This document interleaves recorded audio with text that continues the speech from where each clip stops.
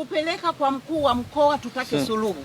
Once marehemu alipofariki, tumekwenda kwa mkuu wa mkoa, tumeona wanasheria wa mkoa walikuwa wakikuita pale kwa heshima na taadhima, unakuja pale unaonana na mimi ana kwa ana. Tumekwenda kwa mkuu wa mkoa na wanasheria wa mkoa, ukaanza usumbufu. Halipi kodi tangu mwaka 2017 mpaka leo.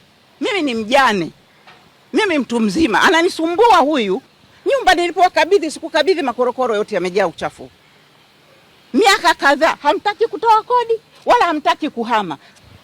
Unataka nini Richard zaidi hivyo? Jibu wa sisi kwenye Wizara ya Ardhi, yes, wao they are the registered heirs to the estate ya marehemu. Na ingekuwa hawako hivyo, hatuwatambui hivyo, tusingekuwa hapa sasa. Tunaelewana sisi? Kwa hiyo legally, sio wewe unachokifikiria kichwani. Legally kwenye registrar ya land they are the legal owners. Anything else ina maana inakuwa contested wapi?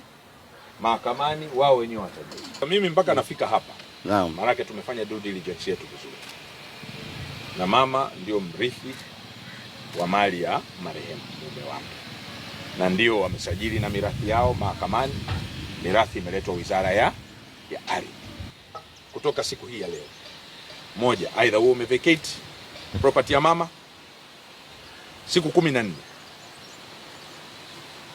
ama mama hapa apewe kila ushirikiano wa kuja kukutoa kwa nguvu, kwa sababu yeye ndio mmiliki na wewe unamsumbua.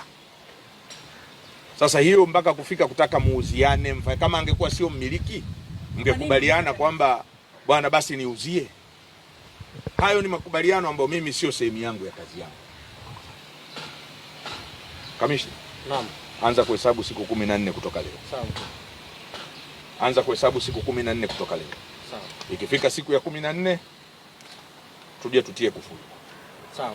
Mama akabidhiwe nyumba yake.